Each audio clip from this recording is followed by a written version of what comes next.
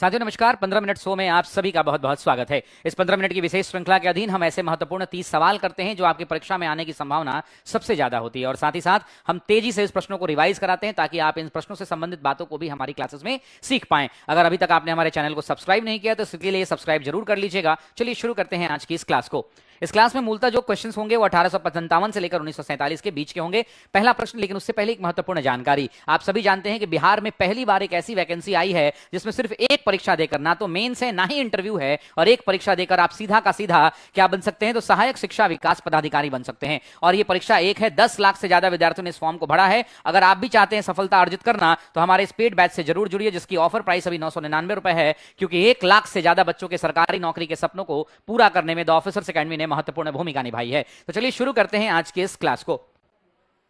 पहला प्रश्न है कि महात्मा गांधी द्वारा चलाया गया प्रथम जन आंदोलन कौन सा था। तो आप भी जानते हैं कि पहला जन आंदोलन महात्मा गांधी का असहयोग आंदोलन था, क्योंकि यहां पर जनता की भागीदारी सुनिश्चित थी। हालांकि इससे पहले महात्मा गांधी चंपारण सत्याग्रह कर चुके थे, लेकिन चंपारण भारत के अंदर में महात्मा गांधी का सत्याग्रह का पहला प्रयोग था, और यह एक किसान आंदोलन की श्रेणी में आता है। और साथ ही साथ यह एक क्षेत्रीय आंदोलन भी था, जहां पर किसानों की क्षेत्रीय समस्याओं का समाधान कराया था। अगर जन आंदोलन की बात होती है तो असहयोग आंदोलन, और आपको पता होगा कि असहयोग की हम बात करते हैं तो 1 अगस्त 1920 को यह शुरू हुआ था, और इसी दिन तिलक की मृत्यु भी हुई थी। असहयोग आंदोलन की अगर हम बात करते हैं तो 5 फरवरी 1922 को चौरी चौरा की घटना होने के बाद, जिसमें 22 पुलिस वाले जिंदा जला दिए गए थे, इस आंदोलन को महात्मा गांधी ने 12 तारीख को स्थगित कर दिया था। और इस आंदोलन के स्थगित करने की सूचना जो है, महात्मा गांधी को इस घटना की सूचना दशरथ प्रसाद द्विवेदी ने दिया था। दशरथ प्रसाद द्विवेदी ने।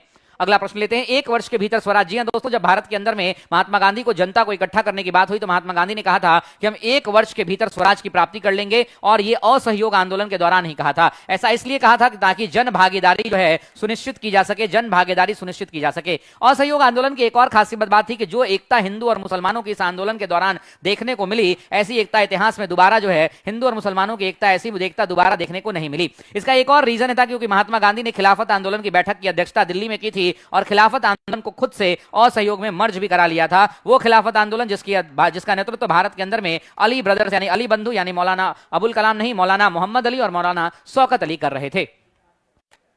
अगला प्रश्न लेते हैं कि निम्नलिखित में से कौन 1885 में स्थापित बॉम्बे प्रेसिडेंसी एसोसिएशन के संस्थापक में से एक थे। तो प्रश्न का सही उत्तर हो जाएगा फिरोज शाह मेहता। क्यों? क्योंकि इसके अलावा एक और व्यक्ति हुआ करते थे जिन्हें आप क्या कहते हैं, केटी तेलंग कहते हैं। और तीसरे व्यक्ति का नाम आप कमेंट बॉक्स में बताइएगा। पहला ये है, दूसरा केटी तेलंग, और तीसरा व्यक्ति आप कमेंट बॉक्स में बताइएगा। और बॉम्बे प्रेसिडेंसी एसोसिएशन के संस्थापक जो है 1885 में हुआ था। एक और प्रश्न में आपको जानना चाहिए और आपको पता होना चाहिए, इंडियन एसोसिएशन की अध्यक्षता किसने की थी। तो इंडियन एसोसिएशन की स्थापना मेरे दोस्तों किसने किया था, तो इंडियन एसोसिएशन की स्थापना सुरेंद्र नाथ बैनर्जी ने किया था। किसने किया था? सुरेंद्र नाथ बैनर्जी ने किया था, और इसी के कारण वो बैठक में कांग्रेस की पहली बार शामिल भी नहीं हुए थे। इस बात को आप ध्यान रखेंगे। अच्छा, ईस्ट इंडिया एसोसिएशन की स्थापना किसने की थी, जरा बताइएगा। ईस्ट इंडिया एसोसिएशन की स्थापना दादा भाई नौरोजी ने किया था, और दादा भाई नौरोजी ने इसे लंदन में किया था। किसने कांग्रेस को सूक्ष्मदर्शी अल्पसंख्यक जनता का प्रतिनिधित्व बताते हुए उसका मजाक उड़ाया था। आप जानते हैं कि महारानी ने इसकी उम्र 3 वर्ष तय कर दी थी, और 1887 के अंदर में जब अधिवेशन चल रहा था मद्रास के अंदर में, इसी अधिवेशन के दौरान, जब अगले अधिवेशन अधिवेशन के दौरान डफरिन ने एक स्टेटमेंट दिया था। और डफरिन ने क्या कहा था, लॉर्ड डफरिन ने एक स्टेटमेंट दिया था और कहा था, कौन कांग्रेस, कांग्रेस भारत की सूक्ष्म अल्पसंख्यक जनता का प्रतिनिधित्व करती है। मतलब वो कांग्रेस जो 1885 के अंदर में संपूर्ण भारत का प्रतिनिधित्व कर रही थी, 86 में जिसके लिए उदान भोज मिला, वेलकम पार्टी दिया गया, 87 में ये कहानी हो गई कि कौन कांग्रेस, और 88 में अधिवेशन के लिए स्थान नहीं दिया गया। तब दरभंगा महाराज ने इलाहाबाद के अंदर में लोधर काउंसिल खरीद कर दिया था। गोपाल कृष्ण गोखले ने किस वर्ष में भारत सेवक मंडल यानी सर्वेंट ऑफ इंडिया सोसाइटी की स्थापना की है। देखिए, भारत सेवक मंडल को भारत सेवक संघ के भी नाम से जाना जाता है, भारत सेवक संघ के भी नाम से जाना जाता है। इस बात को ध्यान रखिएगा। और इसकी स्थापना 1905 में हुई थी, और इसकी स्थापना गोखले ने किया था। दोस्तों, गोखले ने किया था। गोखले माई पॉलिटिकल गुरु किसकी किताब है, जरा बताना कि गोखले माई पॉलिटिकल गुरु किसकी किताब है। और अगर हम आपसे पूछे कि महात्मा गांधी ने इसकी स्थापना क्यों की थी, तो सामाजिक कुरीतियों को निपटाने के लिए, उस कुरीतियों से लड़ने के लिए, लोगों को एकत्रित करने के लिए, लोगों को जागरूक करने के लिए संगठन की स्थापना की गई थी। हालांकि गोपाल कृष्ण गोखले की जब हम बात करते हैं तो गोखले महात्मा गांधी के गुरु हुआ करते थे। गोखले एक पेज ऊपर जाएंगे तो गोखले आएंगे, और गोखले के गुरु हुआ करते थे एमजी रानाडे। कौन हुआ करते थे, कमेंट बॉक्स में बताइए, एमजी रानाडे। अगला प्रश्न लेते हैं कि किसने राष्ट्र को चतुर्मुखी कार्यक्रम यानी बहिष्कार, स्वदेशी स्वराज और राष्ट्रीय शिक्षा दिया। तो याद रखिएगा, दादा भाई नौरोजी। बहुत जगह लोग तिलक कर देते हैं, लेकिन नहीं दोस्तों, आपको याद होगा 1906 का अधिवेशन जिसकी अध्यक्षता किसने किया था, दादा भाई नौरोजी ने किया था। दादा भाई नौरोजी के लाख विरोध के बाद भी इन्होंने 4 प्रस्ताव इसमें पारित किए थे। और इन चारों प्रस्तावों में पहला स्वदेशी का था, दूसरा जो है बहिष्कार का था। ये दोनों जो है बंगाल विभाजन के प्रतिकार के रूप में शुरू किए गए थे, इस बात को भी ध्यान रखना है। तीसरे की अगर बात करेंगे तो राष्ट्रीय शिक्षा था, जिसके तहत बहुत सारे कॉलेज की स्थापना की गई। और चौथे में बात करें तो पहली बार स्वराज का प्रयोग भी किया गया था, इस बात को ध्यान रखिएगा।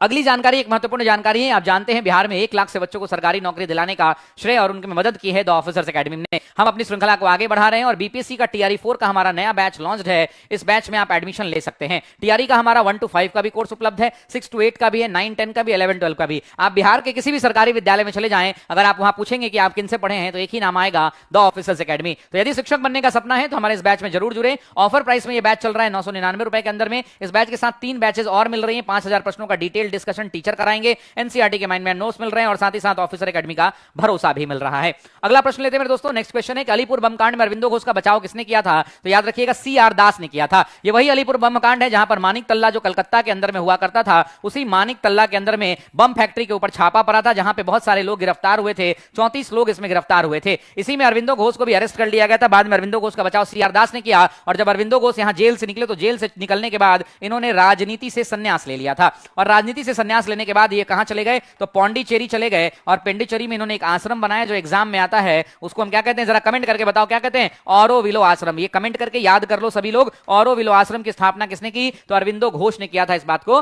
ध्यान रखिएगा।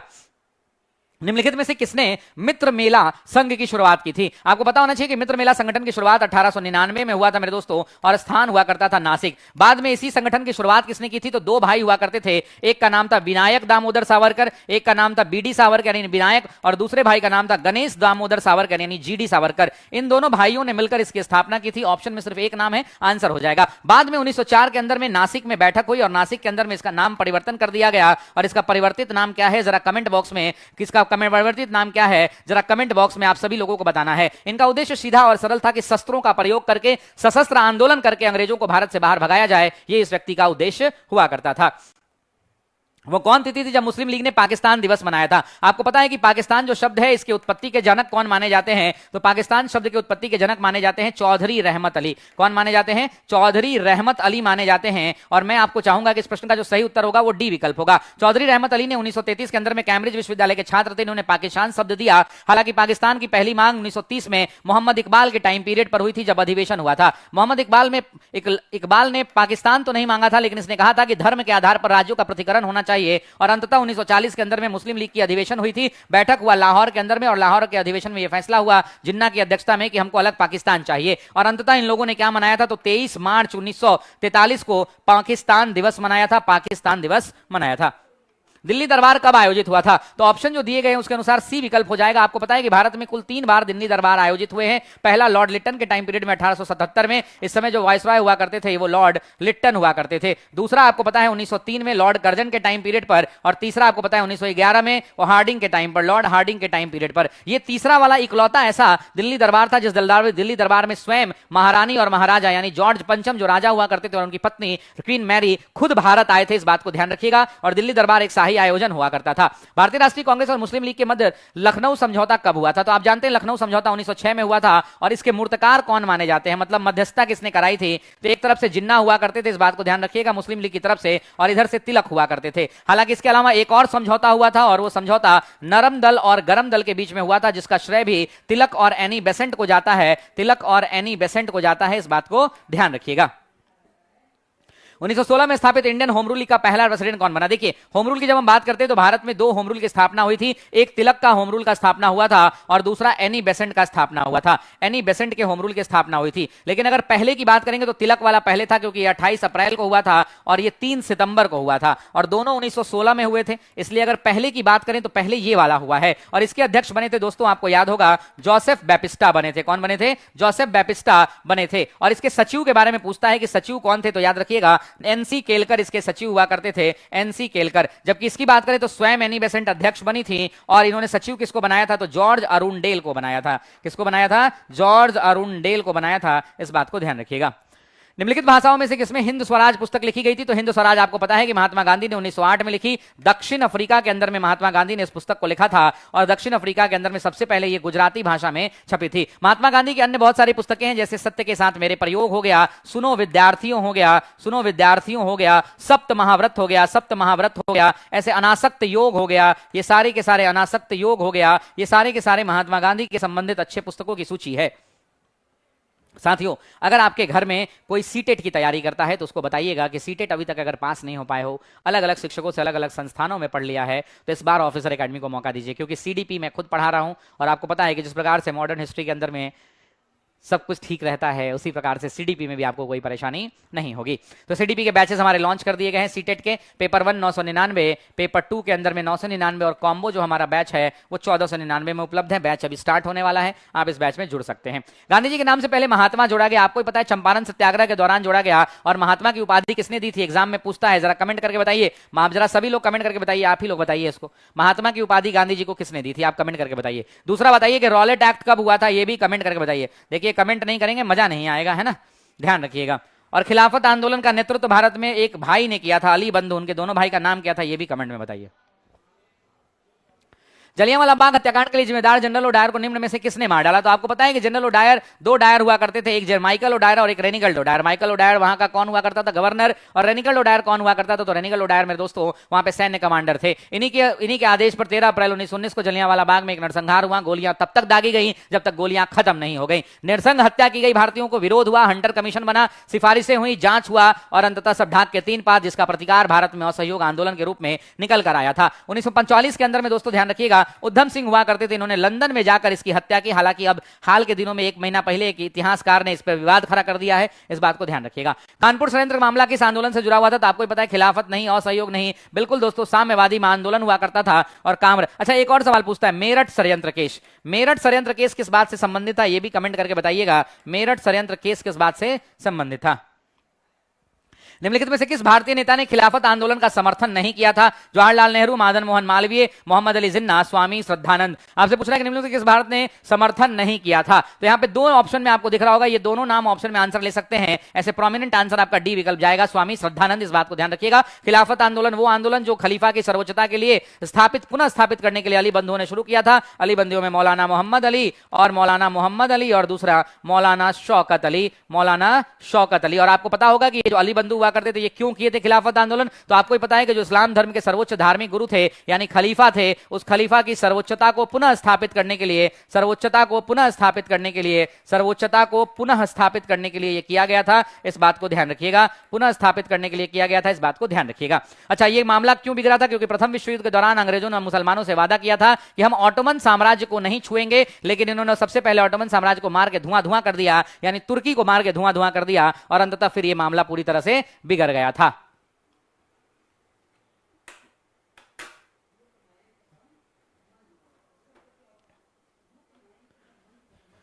ठीक है, नेक्स्ट क्वेश्चन की ओर। श्यामजी कृष्ण वर्मा ने इंडियन होम रूल सोसाइटी की स्थापना कहां की थी? तो आपको पता है ये कहां करेंगे? लंदन में करेंगे। और लंदन के अंदर में ही इन्होंने एक और सोसाइटी की स्थापना, इंडिया हाउस की भी स्थापना किसने की थी? तो इसी व्यक्ति ने किया था, इंडिया हाउस। और आपको याद होगा कि इंडिया हाउस क्या हुआ करता था? तो कहने को तो ये हमारे भारत के लोग स्कॉलरशिप लेकर के जाते थे, लेकिन मूलतः अगर ओरिजिनल बात करेंगे तो यहाँ पे भारतीय लड़कों को ट्रेनिंग दी जाती थी, उनको क्रांतिकारियों के रूप में परिवर्तित किया जाता था। ये वही इंडिया हाउस हुआ करता था। अच्छा, एक बात और ध्यान रखिएगा, श्यामजी कृष्ण वर्मा को भारत से बाहर यानी विदेशों में सबसे पहले क्रांतिकारी गतिविधियों को संचालित करने का श्रेय भी जाता है। महात्मा गांधी ने दांडी मार्च के साथ सविनय अवज्ञा की शुरुआत की थी, तो आपको पता होगा 12 मार्च 1930 को इसकी शुरुआत हुई थी और ये दांडी पहुंचा था 5 अप्रैल को, और इन्होंने 6 अप्रैल को दोस्तों क्या किया था? नमक कानून को तोड़ दिया था। 24 दिनों की पदयात्रा हुआ करती थी, 240 मील की यात्रा थी, 385 किलोमीटर की यात्रा हुआ करती थी, 78 अनुयायी हुआ करते थे, सबसे ज्यादा 54 इसमें से गुजरात के हुआ करते थे। और यह भी ध्यान रखना है कि बिहार के एक ही व्यक्ति हुआ करते थे। और नाम क्या था बिहारी का? आप जरा कमेंट बॉक्स में बताइएगा, उस व्यक्ति का नाम क्या था? आपको कमेंट करके बताना है, नाम क्या था आपको कमेंट करके बताना है। निम्नलिखित व्यक्तियों में से किसने इरविन तथा गांधी को 2 महात्मा कहा था? जब गांधी और इरविन का समझौता हुआ था दोस्तों, जिसे आप कहते हैं गांधी इरविन समझौता, तो गांधी इरविन समझौता कब हुआ था? तो आपको पता है कि 5 मार्च 1931 को गांधी इरविन समझौता हुआ था। इसके बाद सरोजनी नायडू हुआ करती थी और उन्होंने कहा था 2 महात्माओं का। देखिए, अगर आप ABCD कमेंट नहीं कर रहे हैं तो मेरा क्लास मत देखिए। इसलिए मत देखिए, क्योंकि आप सुनने के लिए नहीं आए, आप कमेंट करने के लिए आए। कमेंट करने से ब्रेन एक्टिवली वर्क करता है, तो आप कमेंट भी कीजिए, ये मेरा कहना है। इसी 5 मार्च को जब गांधी और इरविन के बीच समझौता शामिल हुआ, जिसे गांधी इरविन समझौता या दिल्ली समझौता भी कहते हैं, तब सरोजिनी नायडू ने क्या कहा था? सरोजिनी नायडू ने कहा था ये दो महात्माओं का मिलन है। मीरा बहन की जब बात आती है तो इनका नाम क्या था? ओरिजिनल नाम मैडलिन स्लेड हुआ करता था, और ये महात्मा गांधी की प्रिय शिष्या हुआ करती थी। इस बात को ध्यान रखिएगा। मैकडोनाल्ड ने सांप्रदायिक पंचायत ने किसे पृथक चुनाव में आरक्षित सीटें आवंटित? मुसलमानों को इन्होंने दे दिया था, सिखों को दे चुके थे, अनुसूचित बौद्ध को नहीं दिया था। तो प्रश्न का जो सही उत्तर हो जाएगा वो बौद्ध धर्म को नहीं मिला था। और कॉमनवेल्थ अवार्ड की बात करें तो इसकी शुरुआत भारत में 1909 में मॉर्ले मिंटो सुधार से हुई, जहां सबसे पहले मुसलमानों को मिला। उसके बाद 1919 में मॉन्टेग्यू चम्सफोर्ड सुधार के अंदर में यूरोपों को मिला, सिखों को मिला और SC ST कैटेगरीज को मिला था। उसके अलावा बात करें तो फिर 1932 के अंदर में जब सांप्रदायिक पंचायत जारी किया गया तो वहां पे दलितों को भी दिया गया। हालांकि विवाद इसी पर हुआ, फिर पूना समझौता हुआ और अंततः ये वापस ले लिया गया था। इस बात को ध्यान रखिएगा।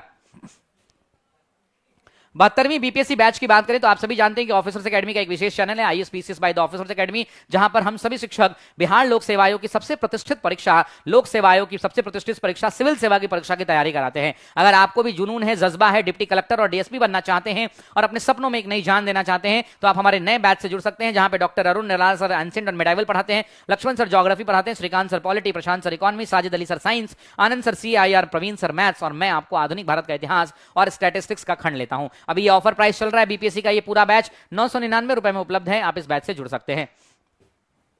1934 में कांग्रेस समाजवादी का पार्टी का किसका गठन किया गया था? तो आप भी जानते हैं जयप्रकाश नारायण और आचार्य नरेंद्र देव इसके सचिव हुआ करते थे।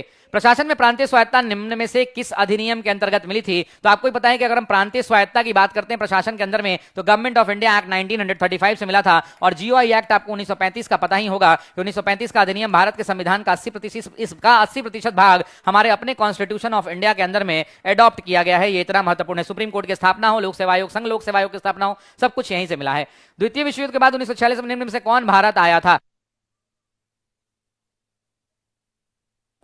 अगर हम बात करें सेकंड वर्ल्ड वॉर के बाद 1946 के अंदर में कौन भारत आया था, तो आप भी जानते हैं कैबिनेट मिशन आया था। क्रिप्स समझौता आपको पता है कि 1942 के अंदर में क्रिप्स समझौता आया था, क्रिप्स मिशन आया था, जिसमें वेबल योजना 1946 के अंदर में ही आया, लेकिन 1945 में आया। लॉर्ड वेबल ने प्रयास किया लेकिन ये रिजेक्ट हो गया। साइमन कमीशन 1927 के अंदर में आया। कैबिनेट मिशन में 3 लोग आए थे, सर पैथिक लॉरेंस आए थे, अलेक्जेंडर आए थे, और तीसरा कौन आया था? स्टैनफोर्ड क्रिप्स आए थे।